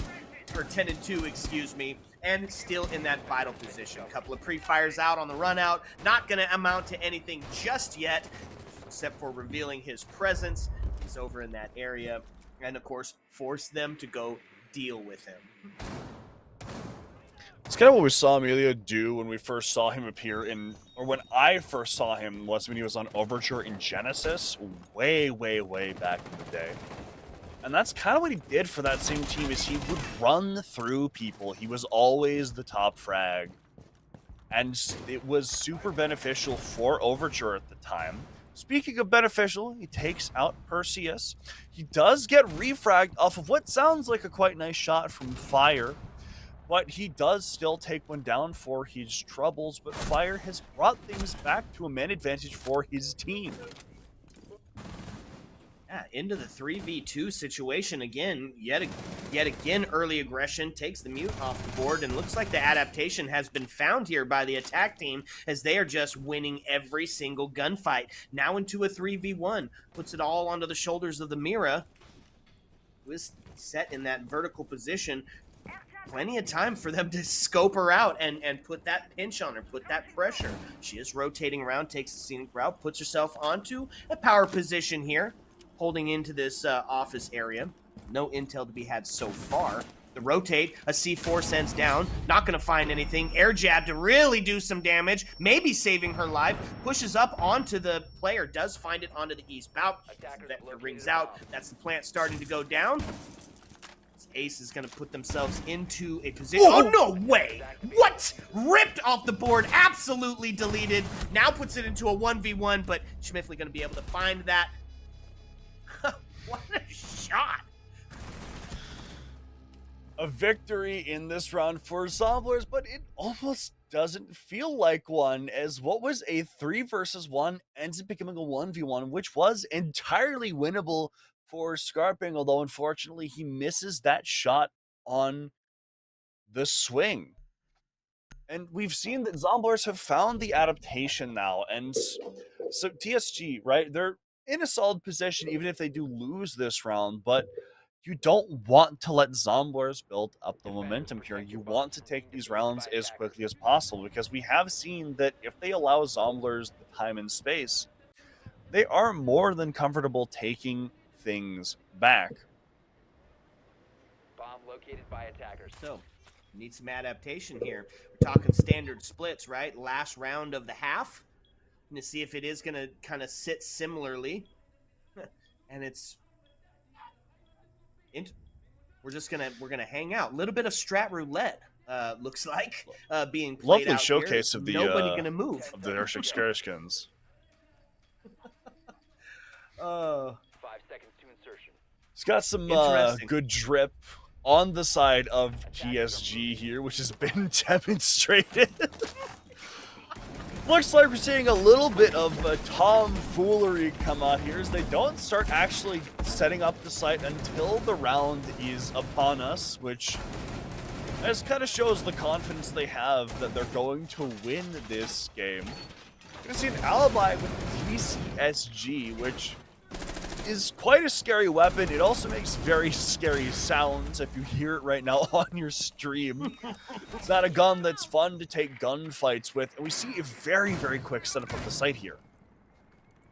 I love it. I love the shenanigans. So freaking fun. Strat roulette being brought out here, and a whole switch up, right? Oh, Malusi gonna get deleted off the board, but it is gonna be on the trade. But that was the win condition that we had called out for, right? Emilio now done data. Goodbye, sayonara, see you later. We do have the Blitz getting ready to push in. Puts us into a 4v4 situation, and there they go into break room as Blitz start to put the pressure onto 90. Pistol popping, body dropping, trying to find one, but not going to find it, actually. I thought he took him out, but you've seen the Matrix. He was able to move out of there, and now the pressure being put onto the Blitz as if it's only Ace and Blitz alive. Alibi pushing up. Kind of stuck into the corner. They are going to take her down, but at a cost, as the C4 is going to rip through the Blitz. Now into a 3v1. Oh my lord. Rapidly devolved. Teddy going to find it. 4-2 on the standard. What a round. This is what we in the business like to call one of the rounds of all time. We see, first of all, just absolute shenanigans, buffoonery even coming out from TSG as they don't actually reinforce the site until the round has started. And then once the blitz happens, they do a very good job of preventing the blitz from just walking on them. In fact, we even saw Teddy at one point during that round while the blitz is running at him take just that split second to kill one of the players that was trying to hunt him with the blitz. Defenders, protect your bombs. And we saw them do a very good job of falling back as the blitz was trying to push forward. And when we saw that Alibi get into a position where her life was just forfeit, we see a C4 be thrown off of that as the blitz is concerned with the Alibi, which then ends up killing him and leaves the last player in a 1 versus 3. So now things are going to switch up here. We're going to see TSG attack and Zomblers defend. And so it'll be interesting to see how this aggressive dynamic is going to translate now that we're working from the opposite sides we were before. This is going to be a fun round, right? And Zomblers got the quota. When you're on attack, you know you have to at least take 2 to have yourself a fighting chance. And they know that the aggression is coming. That is not a question here. So what do? You get some pace operators, right? They bring the mirror out, they couple it up with the castle, force you to play off of some of those off angles, but they've got an operator to deal with it. Cali already making quick work of some of those as they open up into the security area. A couple of pre-fires through as they're looking to catch somebody onto the rotate. And look at this, Castle just unafraid. Oh no! My lord, the TK. Oh, what a wonderful shot. Finds 1 for the price of 2, a buy one, get one if you will, and that takes Ash down as well. C4 to ring out as they're going to take Amelia off the board now into a 3v2. Foresight to find Cordell, one of the heroes from the previous round, and Dokeby now to take a bunch of damage, but has the damage been done, right? Cali now pushing up onto the east stairs, and that was all in the first minute. Now into a 2-2. Kronk's going to get taken down. Pushing into sight. Sheesh. Now onto the long So the players push. Go ahead. So the players push into the site. Foresight gets a pick onto fire as it's now left up in a 2 versus 1 for Schmiffy. As the plant's going to go down, but doesn't have the time as Foresight gets that pick. And man, oh man, what a round. Boy, I'm not even sure what to say here because it's just crazy that they're just walking up, finding the biggest person in there, punching them straight in the face, and then round over. And this is not, Zombies is not a bad team, but they are currently getting steamrolled here. Now, what do? What's the win condition? We talked about taking Emilio off the board. One other thing, let's bring out some traps, right? Let's bring out something that is going to start slowing these players down and force some of these engagements, and then employ that buddy system, right? Get somebody in place so that we're taking these gunfights 2v1. Something I praised Lowe's Gardeners for a lot in the previous game was what I was calling the tether system, where when they're roaming, they have someone who's kind of in the middle of the roam and the site, who is just acting as a tether so the attack can't just cut off the roam. And so if there is a lot of pressure being applied, there's always a buddy. And that's something that I think would benefit Zomblers a lot here, is if they had someone who is kind of in a very rotating position. So when this aggression comes out from TSG, someone could say, I've got your back, let me come and help you, rather than it just being a straight one-on-one, which most likely is going to be won by TSG. So, find ourselves 5-2. We are going to see the bathroom tellers as the next of the chosen sites here. We're going to see Ash just getting aggressive right now, pushing in towards Passport. Didn't see it on the back side that somebody was sitting in the security. That's going to pay the price for it. Yep, not droned out. It's going to find one. Schmiffly to find a second. So now the body balance is tipped in favor of the Zomblers here. So the Dokeby calls start to go out, suss out where everybody's sitting at. The double kill now ringing out. So they find themselves with all to do here. Lion and Dokeby, both players looking for it. It's going to be Teddy to find Flixer off the board and onto the hatch, but it's a triple kill. Schmiffy is about to get starting to heat up. See a very, very peculiar angle being taken by Teddy here. And we see a little bit of the all chat warrior coming out from Emilio as Teddy is sitting back inside of this shady area here and just looking to maybe throw a grenade into sight. Just gotta see if someone will walk into it, though I'd imagine that no one's really going to. He does get the lineup though. And we talked about TSG needing to be slowed down here in order for Zomblers to take these rounds. And that is what happens here. There is still a minute and 20 seconds left, which is plenty of time for Teddy to work these picks if that's the route he wants to go down. But the defense does have a pretty good hold of the site so far. Yeah, still gonna find themselves in a tough position to get something done here. Took a little bit of time, give his team a chance to talk about it, a little faux timeout, if you will, and sits himself on camera. They know exactly where he's at. We're gonna start to see them potentially rotating. Here's the deal: you don't want to give them these fights one-on-one, though. With 50 seconds left, it's still plenty of time, but they have got the diffuser as well, so no need for the defense to really move around. Really take this fight if necessary. Just hold on to the cross, and that's exactly what they're doing. One in sight. Do send out a grenade to try and force him out of that position.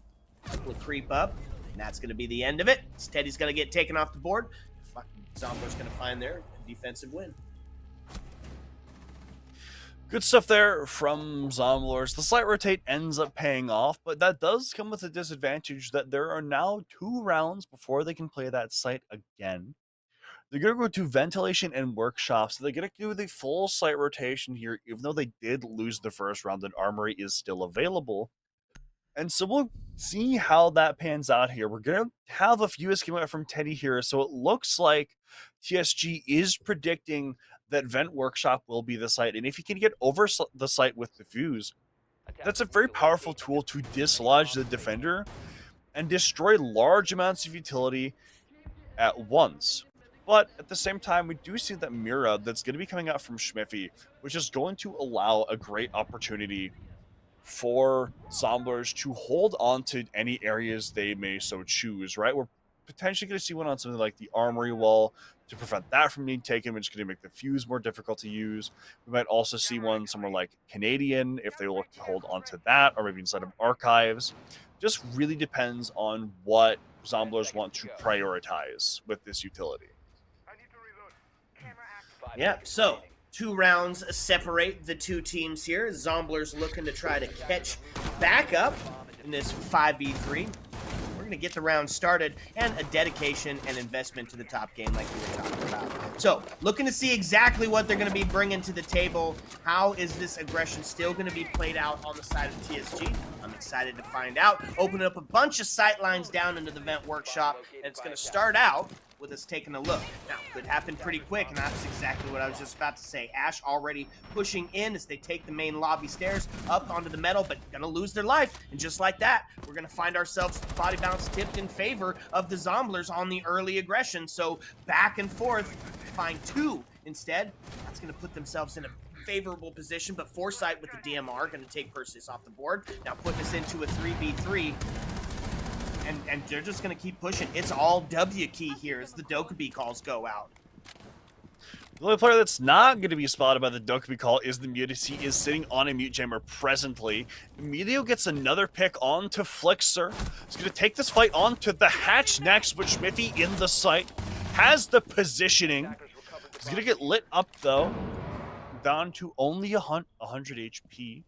And the defenders still have control of the top floor, but Schmiffy is taken out, and it leaves everything up to Cordell. Yeah, that was a tough one. They just took the top frag off the board and stopped some of that momentum. And with that early aggression, that means now they can just take their time. But not even going to need to be the case, as Cordell's going to get deleted off the board, and that's going to put us into a tough situation.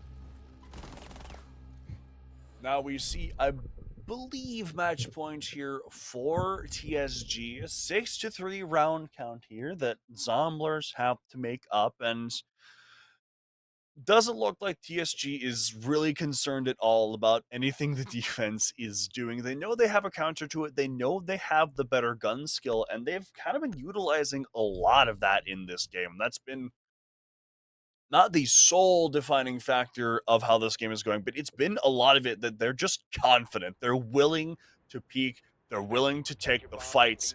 They don't want to give Zomblers an inch. Yeah, and it's working perfectly. So now we got to see the Zomblers be perfect for 3 in a row. The good part is they get to do it on defense, right? So they're a little bit more of their trusted strats, a little bit more familiarity, comfortability, but not really seeing a ton of adaptation. And I think that's the big misstep here, right? What we need to see operators that are going to be slowing this attack team down and forcing those engagements. And it's just not the case. We do have the mirror on the board, so a classic setup, half on the breach. I'm not sure. I didn't see where the second mirror got up to last time. It was on. It was in the hallway, right, looking out towards the balcony. So I'm not sure where we're going to put it at this time, but I'm sure it's going to be inventive. So they got to do something to stop TSG here. I think from what I saw of that last little bit of the flyover, it's probably going to go on I like to call it Canadian, that spot inside of office with that single wall. And that is exactly where he's going to put it, as that does make that position more difficult to take as an attacker. So we'll see how that pans out. You're going to see Mozzie on the board as well for some drone denial, which could potentially tamper with the aggression that TSG looks to employ. See Flexer get the first pick as he takes out Emilio. It's a great pick for them, but this aggression onto office comes out quickly, but it goes in favor of Zomblers overwhelmingly, as it's now a 4 versus 2. 4 versus 2 and a low health scenario for the Dokkaebi as well, right? Reduced to that 10 HP and a dream. And there was the adaptation. Now they've got the body balance and they've got the util in place to deny them pushing in and stop some of those crossfires from being set up. So, minute 47. Oh, that's going to be tough. Mozzie going to get taken off the board as he's going to find his life forfeit now into a 3v2. And 3v2 looks a lot more winnable if you're on the attack than a 4v2 does. So plenty of time for them to take a second, find out where the defense is, and then go win those gunfights. This is all for the Zomblers to lose on this round. Minute 20 seconds left.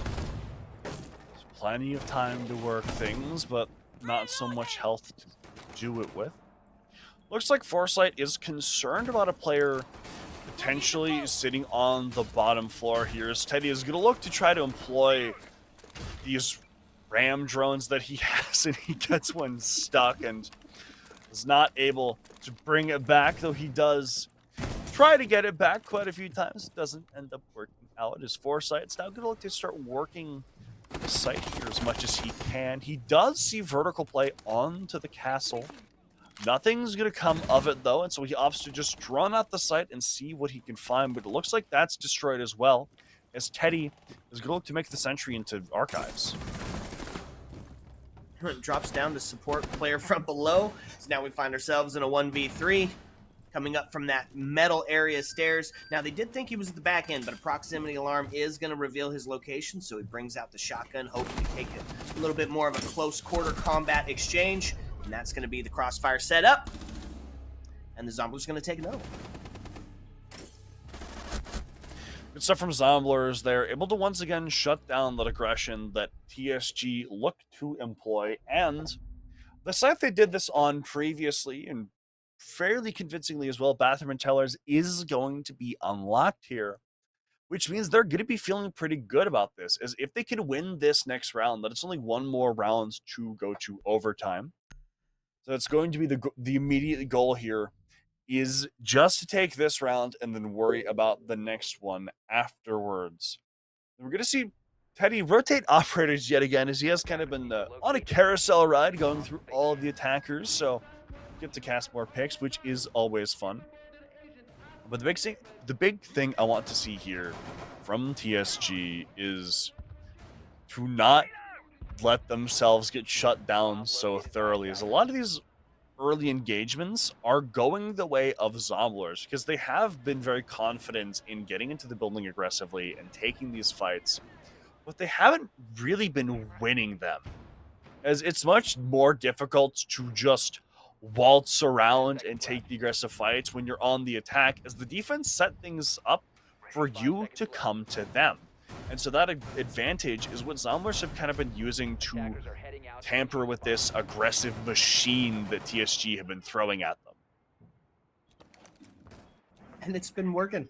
It has been working, right? They have been set up. They're now within 2 of tying this thing back up, and of course, potentially receiving a point here for making it into overtime. So it's definitely in their hands. And here we go. We're going to start to see the Ram get active and get early activity as they're going to start to open up a bunch of that top floor control and force them to look at this. He's just going to rush right in. They're going to go for the quick plant.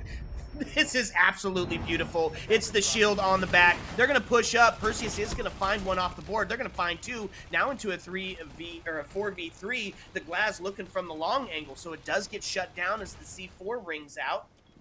Still got 2 minutes left on the board, so going to be plenty of time, but the rush plant shut down effectively. Diffuser's now inside of sight, which means that if the attack wants to take it and plant somewhere else, they have to get into the bomb site. And this vertical play that Foresight made earlier ends up working against him as Schmiff uses it to get that pick. It's now all left up to Scarping and Teddy. And this vertical play, if they want to enter Office or Archives, is going to be something they have to contest now. And the defense are in great positions to do it. One player taken down top east. That's the first of 4 picks you need to make this comeback happen. But Cordell, sitting inside of Office, gets that pick onto the Glass, as Teddy is now left in a 1 versus 2. Still doable here by the attack, but definitely feeling a lot more defensive favored. We've got plenty of cams here to reveal his location. He's not going to take the shot there. There it is. Now they do suss him out, know that he's on the east back, which means he's going to have to get himself a bit of a rotate, a little WASD to some safety here. Ash starts to look for this engagement. It's a 1v2, 50 seconds left on the board, and the pings are going out. So they've got some intel. They know exactly where he's at. He's holding the long angle, a pre-fire on the wall bang.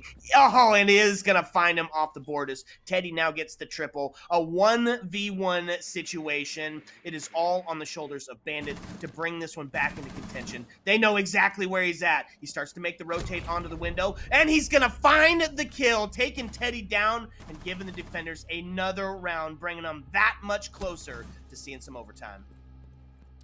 Information on both players in the end, but the positioning by Schmiffy is just a little bit better as Teddy aims a little bit too high. You're going to see a little bit of a pause come out here as it appears that Perseus is having some technical issues. So you're going to see us for a second as we kind of discuss this previous round. Yes. So putting us into a 6v5, bringing it all the way back from that standard split. This has been a great defensive run by the Zomblers and great. It's communication, it's the site setup, and exactly what you were talking about earlier, where they're forcing the attackers into the engagements that the defense wants to take. So I said bring out some more traps. Doesn't look like they need it. They just get a little bit better system built up with the buddies and being able to take those gunfights 2v1. And now we're 1 away from going to overtime. Yeah, it looks like that first round from Zomblers was they lost it, but they also saw how the attacks from TSG are going to look. And since then, they have done a fairly solid job of adapting to how that's going to look. Even on the rounds they haven't won, there is still an attempt. They aren't laying over and dying. They're putting deliberate effort into countering this aggression and setting themselves up for their own aggression and just shutting things down wherever they can. Yeah, and it's working. It's working well. Okay, so what now becomes the case, right? Zomblers have effectively pulled themselves within striking distance, but you know TSG is going to bring something special to the table. You know that they're going to get some early aggression, and here's the thing. Is Emilio going to continue to push in? because he has been losing that early engagement, which has effectively been letting the Zomblers, of course, trade out on the man advantage, or trade out specifically on their man advantage. So if they, of course, bring Emilio out with a buddy in place to get that refrag or to potentially get them that body balance, I think it kind of all sits kind of on that pin, that first push, where that who's going to get that first kill is potentially going to win the round on this one. The two top frags for TSG have been Emilio at 15 and 9 and Foresight at 12 and 6. And neither of them have really had the impact they've needed on this attack. The couple rounds we have seen TSG win so far, a lot of it has been Foresight, but he has been kind of getting shut down these past few rounds. So if TSG want to take this next round, they need to make sure that they don't just let Zomblers hold the things they want and shut down this aggression. They need to enable those guns to come alive. And 10 seconds remaining. there are several ways to do that, but I think the big thing, kind of like we were talking about, is don't go in alone, right? You have 4 teammates for a reason, and they should absolutely be utilizing them, especially if they can look to take some space or look to isolate a solo defender. I love the changeup here. They brought the Goyo out. A little bit of area denial, right? Some investment into the top hold here because it is absolutely necessary and vital. You have to deal with that top floor aggression. But I love that we brought out the Goyo. Couple that with the combo move of the Maestro, meaning you're able to set some of those off remotely. They do get this. They do find out that Valkyrie is sitting in the customs area, so they're going to start to potentially put the pressure onto her. So this is the slowest round I think we've seen start. It is going to see Cordell get taken off the board, but changed out immediately, or refragged immediately, as they're going to find the Dokkaebi as well. So we do find ourselves equalized 4-4 here, and Valkyrie still alive and well and able to play potentially for the flank here. Oh, geez, almost loses her life on the run pass. Oh, Instead, she's going to find the kill. gets the pick. Can have it. On to Emilio with only 3 HP left. Petty is going to get 1 onto fire, though. Gets the refrag. And this is probably the smoothest an attack has gone in a little bit for TSG. As Scarping secures the man count. They have a minute and 35 seconds left to find this Goyo and Maestro and isolate them. But there are still going to be the Goyo canisters left that TSG have to be concerned about, and those each burn for 20 whole seconds.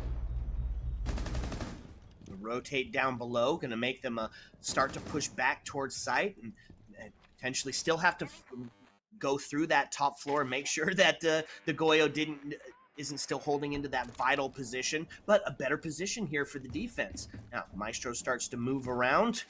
He's getting active here in the late round. It's only 60 seconds left, and this is the difference between winning the game or not. Regulation points or overtime points, and Foresight going to find Flixer off the board, which means it's all going to be put onto the shoulder of Maestro here for this last 47 seconds. He does bring out the cams. Going to try to deny the plant. He's going to get some damage done to the Twitch. Not enough to be stop the plant from going down. So it's a post-plant scenario here, and it's going to be a classic retake. A couple shots ringing through, looking to... They've got the vertical set up. It's a 3v1. It's a tough situation. It's the... Gonna find one, though. He's got enough bullets to do it all, but Foresight is going to take him down.